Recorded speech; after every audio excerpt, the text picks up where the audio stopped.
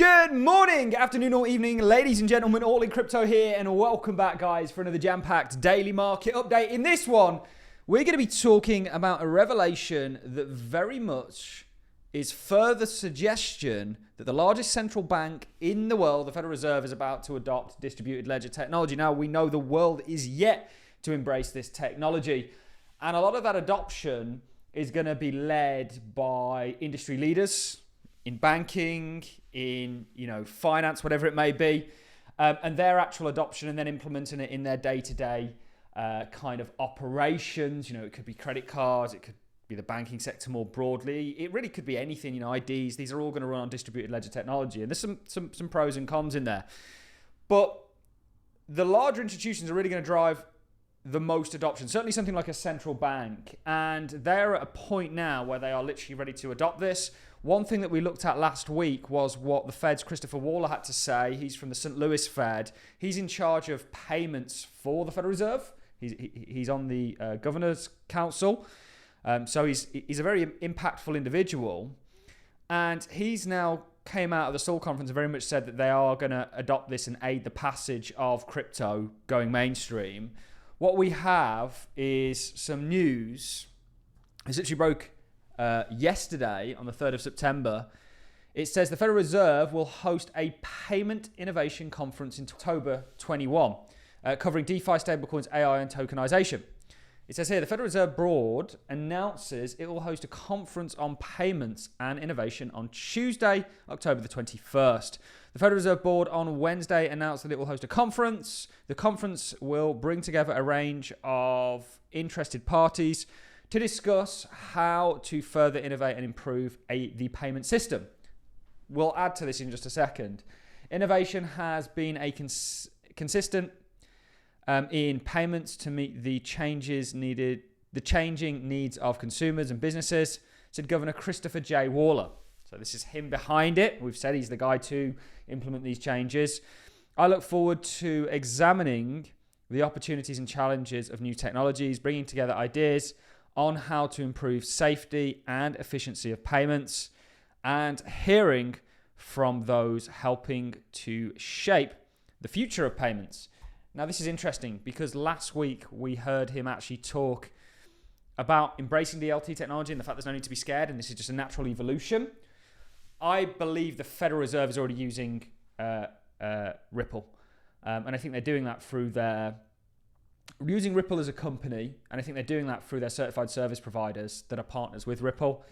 I also know that the St. Louis Fed has actually been, or an individual there, David Andolfato, has actually been talking about Ripple and it working alongside the Fed for a long time. And this is obviously pre the Fed Now system, which came out in 2023, which was headed up by a guy called Ken Montgomery. He now works at Ripple, coincidentally. So I don't want to go down that rabbit hole. I'll do a whole video on that later on. But ladies and gentlemen, the public DLTs that we use and utilize today are literally going to be leveraged by central bankers.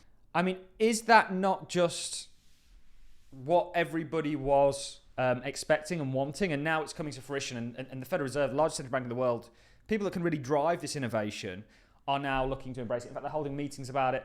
And the guy in charge of payments is talking about embracing this as the kind of evolution of markets. Let's dive into what Christopher Waller, or recap on what he had to say. With Fed Governor Christopher Waller. So Governor Waller was appointed by President Trump in 2020 to the Federal Reserve Board of Governors. In addition to his monetary policy duties, he also oversees the U.S. payment system. And I would like to editorialize a little bit and say that Governor Waller, before supporting crypto was cool in Washington, he was supporting stablecoins and innovations in the U.S. payment space.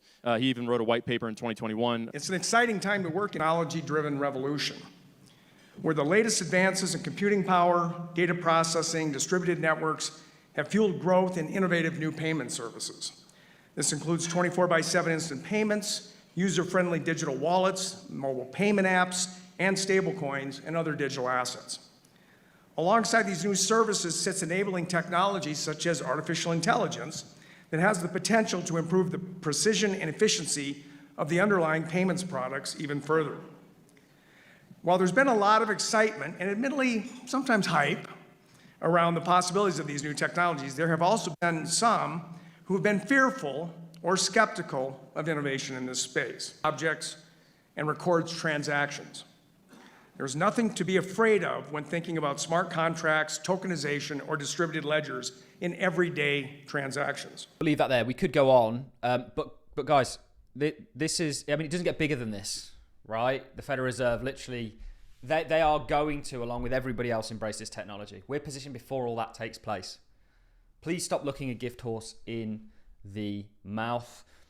Some interesting stuff also. So this, of course, is the doc talking about sort of central banks and the banking sector. This is from the Bank of International Settlements. Now, they released something on ISO 20022 standards, which have provisions for the usage of cryptocurrencies. And this is talking about can unlock key payment insights from ISO 20022 messaging. And this is another project they're doing with the Bank of England, which of course are, along with all of the central banks, we can show you the receipts for that, exploring this technology. The Fed very much coming out and leading in line with Trump's mandate. This is an individual. He's now the general manager at the Bank of International Settlements since July 2025. Augustin, and he's replacing Augustin Carson. And this guy's wrote papers on crypto assets previously. And actually, so has BlackRock's kind of head of digital assets or digital asset kind of chief, Robbie Mitchnick. He actually used to work for Ripple. Again, I'll be making a video where I show you the paper that he wrote on XRP from a valuation point of view and predicts where it may go in the future. It's going to shock you that BlackRock's now head actually kind of gave a valuation that he did giving the number that he did for the likes of Ripple. So we looked at what Christopher Waller had to say there. He literally came on CNBC just the other day talking about rates. There's multiple things going on with markets. That's why these daily updates are good, is because we try and keep you up to date on as much of it as possible. We not only cover all the amazing things happening in crypto and where we think the crypto market's going, but relate it to the broader markets. And we're now in this kind of potential easing cycle or easing phase for the Federal Reserve. I think this is met with a lot of hostility, rightfully so. Interest rates have at times had negative connotations based on the context of why they're cutting rates. This time, I think we've been in the soft landing camp really since the start of 2023. We've seen that as likely, and that's very much what I think's happened or happening, and I think that's going to continue, and actually rates are going to come down in an orderly fashion. I'm opposed with the crash people, and have been since we've been back in the markets at 2023. And right, we've battled them every month. There's another reason, right? And still we sort of persevere and go higher. And I think that's set to continue. But Waller actually came out over the past 24 hours, and he's talking about what the Fed's going to do as a Fed governor. Let us dive into this. For me, I think we need to start cutting rates at the next meeting, and then we don't have to go in a locked sequence of steps. We can kind of see where things are going because people are still worried about tariff inflation. I'm not, but everybody else is. So I would say over the next 3 to 6 months, we can see multiple cuts coming in.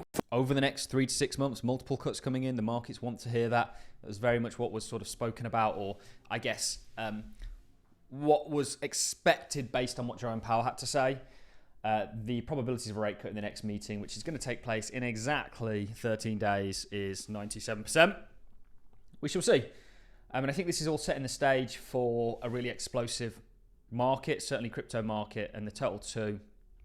Everything excluding Bitcoin, total 3, which is here, and others literally on the cusp of breaking into price discovery, as we expect continuation for altcoins, Bitcoin continuation at a time when Bitcoin dominance is rolling and going to continue to roll. We think it's now in a downtrend. It's a perfect picture, technically, economically, and I think also sort of fundamentally in regards to what this space is doing and its embrace as a technology. When I say perfect picture, of course, I recognize the issues with the picture, but this is the nature of the beast that we deal with. People kind of really like to focus and over-exaggerate the negatives.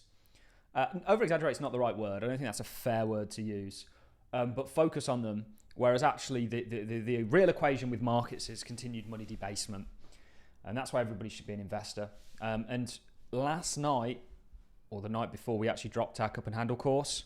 If you guys want confidence that you can go and do for yourself, you don't just have to listen to me in regards to technical patterns. Become a Patreon, do that course. First thing to do, catch up on last night's meeting as well if you want. But I believe the total market's going to about $6.3 trillion.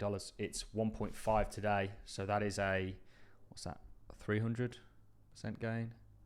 Yeah, 300% gain. That's for the overall market. You've got larger caps, you've got smaller caps in that. I do think we're also at a kind of point when smaller caps are going to do quite well. Ethereum's having its moment, but that will trickle down. Ladies and gents, that's really it from me. September, August has been August. It's been exactly what we expect it to be. We're getting ready for a sensational end to the year. That's it from me, guys. I'm going to love and leave you. Thanks for watching. See you all soon.